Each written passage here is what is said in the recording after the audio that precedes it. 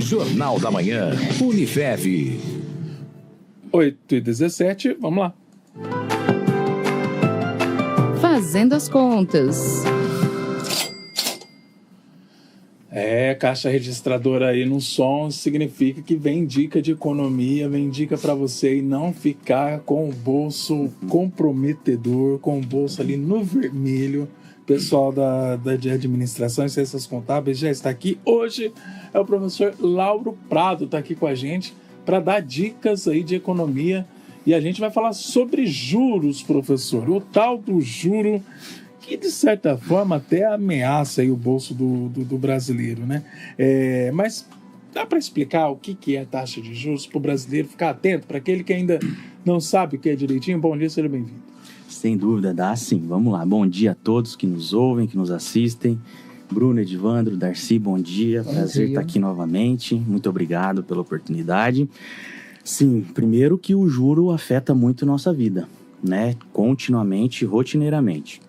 E o juro, ele até na nossa sociedade, na nossa economia, faz parte da nossa vida, né? A gente é uma sociedade que convive com o juro. Ao mesmo tempo, convive com a inflação. Então, eu vou, para contextualizar a história do juro, explicar o que ele é. O juro, ele nasceu justamente, a intenção do juro, né, é controlar a inflação. Porém, tem juros aí paralelos que envolvem juros de cartão de crédito, juros de financiamento, juro de empréstimo. E o juro, ele é baseado, ou seja, ele é uma referência para todos, o juro nacional, né, que é a Selic. Já ouviram falar na taxa Selic? Então, essa taxa Selic é o juro básico do Brasil, que é definido de 40 em 45 dias pelo Banco Central, e ele é a referência de todos os juros que são aplicados no Brasil. A taxa básica, referenciada. E através desse juro, existe juro de financiamento, de empréstimo, enfim, tudo que envolve de cartão de crédito, enfim, todos os juros que envolvem nossa vida. Juros de spread, né, que são os ganhos financeiros também. Então, tudo isso envolve o juro.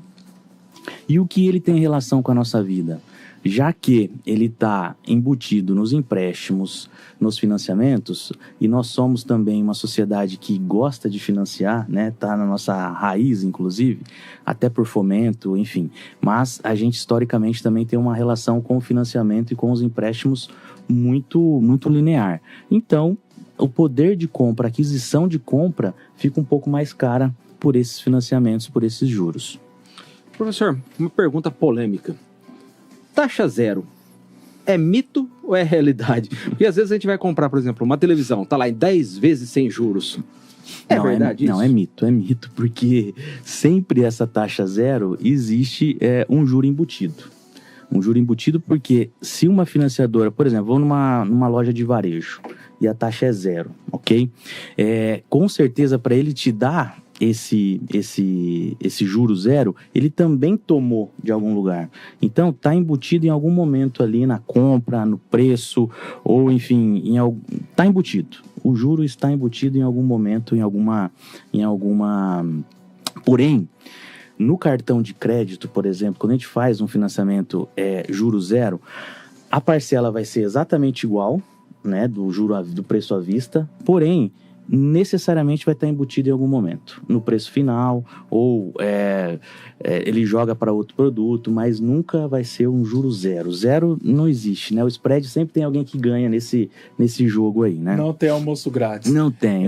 O que a gente repara aqui agora, professor, nós temos muito caso assim, um valor, né, à vista no Pix, e aí vem um valor diferente, sem juros que eles colocam. Sim. O juro tá ali já. Tá, mas o Pix é um dinheiro instantâneo, né?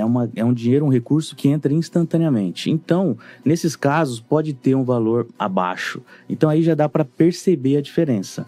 Pô, se no Pix é 5, 10, 15% a menos e financiado sem juros é a mais, então tem juros, não é?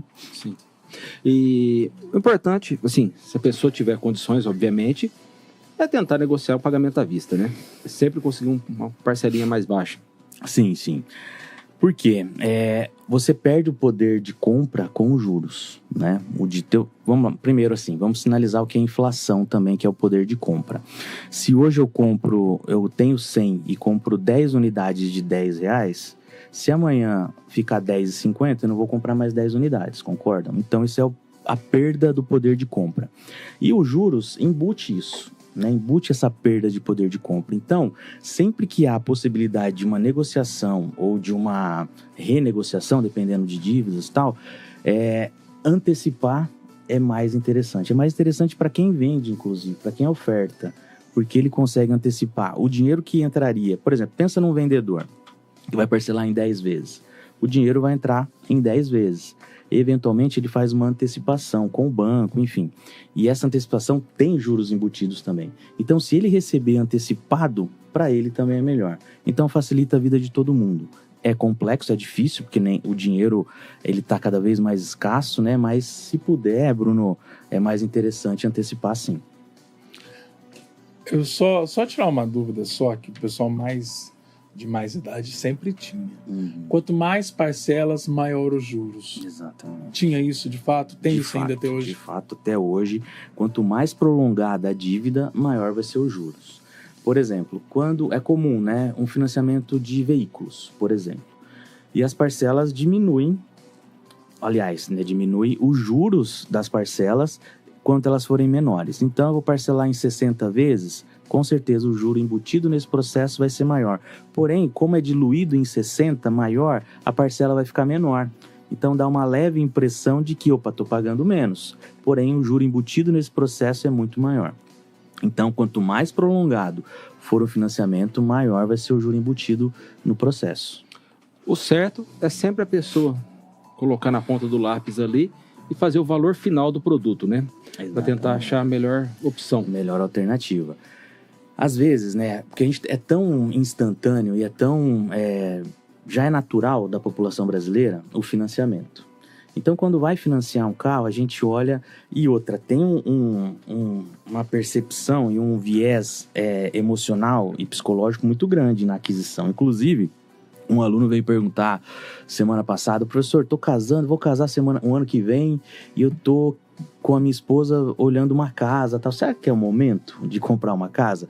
Eu falei, cara, seguinte, o lado emocional é muito grande. Tô casando, né? Quero ter gera essa, entre aspas, né, essa necessidade de ter um lar próprio e tal, é raiz brasileira também, essa percepção, esse sonho, essa conquista, e tem esse lado emocional muito grande, né, mas, porém, racionalmente, o juro hoje é um juro elevadíssimo, né, de 15% ao ano, um dos maiores da história, e não é um momento racional de aquisição, porém, tem esse viés emocional, vi a casa que eu achei, encontrei, é perfeita, é do meu sonho, e tô em processo de casamento, aí tem esse olhar. Porém, daqui 2 anos ou 3, quando o juro estiver menor, a minha parcela vai estar lá em cima, vai ser difícil reduzir essa parcela, né? Então, racionalmente não é o momento, mas o viés emocional, até nas compras, né? O viés emocional é muito grande na necessidade de comprar, enfim.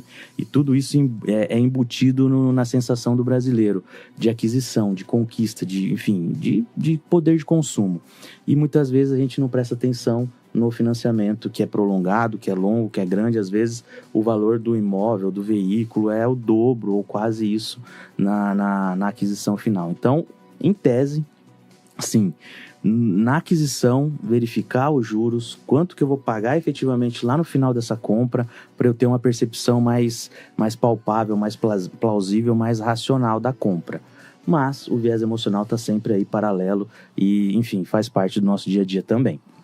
8h26, nós estamos com o professor Lauro Prado. Nós estamos, aliás, fazendo as contas nesta terça-feira aqui no Jornal da Manhã.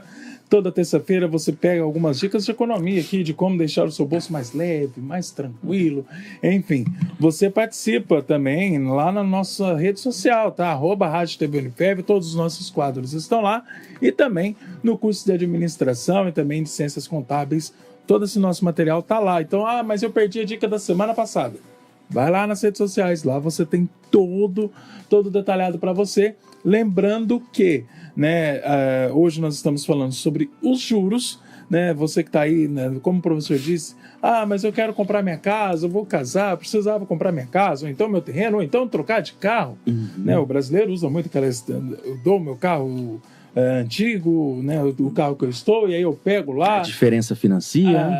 A diferença, né? Vai ser no financiamento. O professor já falou aqui que era melhor dar uma segurada. Ou, como diria Darcy, dar uma diminuída no Wi-Fi, na emoção do Wi-Fi, dar uma controlada. E aí, professor, outro comportamento com relação aos juros do brasileiro. De pagar uma parcela lá da frente, digamos assim. Paga a parcela 36. E aí ele fala, mas tá menor. Ali tá os juros. Tá, exatamente. Quando você antecipa uma parcela, né, ou seja, financiamentos longos, você vai amortizando, você vai pagando parcelas posteriores antecipadas. Então, o juro vai ficando menor. É uma boa prática. Boa prática, porque você consegue amortizar o juro, você consegue retirar o juro das últimas parcelas e amortizando. Então, sempre financiamentos longos, né, de imobiliário, por exemplo, que são normalmente longos, se você conseguir fazer essa praxe de antecipar parcelas futuras lá de trás, onde o jurinho vai ser menor, porque você vai amortizar esses juros e vai diminuindo, quando você vê, o final já está encostando no começo, e aí finaliza e fica todo mundo feliz, né? É uma dica de economia, então. Uma dica muito prática, muito efetiva de amortização, de antecipação das parcelas, caso sobre alguma coisa e você consiga, você vai perceber que as coisas vão diminuir com mais intensidade, mais rapidez, a velocidade vai ser mais intensa. E na dúvida, chama o pessoal de administração, né, Bruno? Administração, ciências contábeis. Chama o pessoal aí. Faz as contas aí. Vai estar na mostra, né, professor? Sim, com certeza. Estaremos, né, esse final de semana, né? Ô, Edivando, só perguntar uma última pergunta aqui, professor. O juro, como o professor disse, é para controlar, né, o consumo. Ele atua em duas frentes, né? Porque ele inibe quem vai comprar porque a parcela fica alta por causa do juro. E, ao mesmo tempo, o investidor... ele deixa o dinheiro aplicado porque o juro está rendendo mais, não compensa ele fazer o investimento. Isso. Existe hoje uma perspectiva de baixar o juro no Brasil ou ainda não? Vamos lá. Os juros, eles são o remédio da inflação. Então, para controlar a inflação, é necessidade de aplicação de juros. Só uma referência aqui, nos últimos 25 anos, né, do ano 2000 até hoje, a média de juros no Brasil foi de 13,84%, um juros elevadíssimo, né? Por um olhar, inibe o consumo, porque a busca do juro é diminuir a inflação. A inflação é o aumento do preço. Então, quanto menor a inflação, menos consumo terá. Porém, por outro lado, investimentos em renda fixa é super atrativo, porque um juros hoje pagando 15% ao ano, é um juros elevadíssimo, dá mais de 1,15% ao mês, que é uma taxa efetiva muito boa para todos os investidores. Porém, inibe o consumo, inibe os investimentos, inibe os financiamentos. Então, é uma faca de dois gumes, né? Por um olhar, para o investidor é bom, para o investidor estrangeiro também é muito bom, para trazer dinheiro para o Brasil, porque poucos países no mundo têm um juro tão elevado como o nosso. A referência global, que é os Estados Unidos, por exemplo, tem um juro de 4,5%, ou seja, aqui é 10% a mais, então é bom trazer dinheiro de fora. Porém, inibe o consumo, que é a maior parte da população que é afetada com esse juro alto, restringe a circulação de moeda. Professor, muito obrigado pela participação, estamos sempre aqui à disposição. E precisar, toda terça-feira, a gente faz as contas juntos. Com certeza, estamos juntos. Muito obrigado. Um abraço. Jornal da Manhã, Unifev. Olha, ainda falando sobre economia, preste atenção, tá? Você que tem dívidas aí no Serasa, vocês podem fazer aí as suas renegociações. Renegociar a dívida é bom, professor? É bom, sempre é bom, né? É bom para os dois lados, né? O credor recebe e o pagador consegue se livrar disso. Ainda mais quando pode ter desconto aí de até 90%. Melhor ainda, né? Com certeza, muito melhor. Então o Danilo traz essa informação para você aí agora.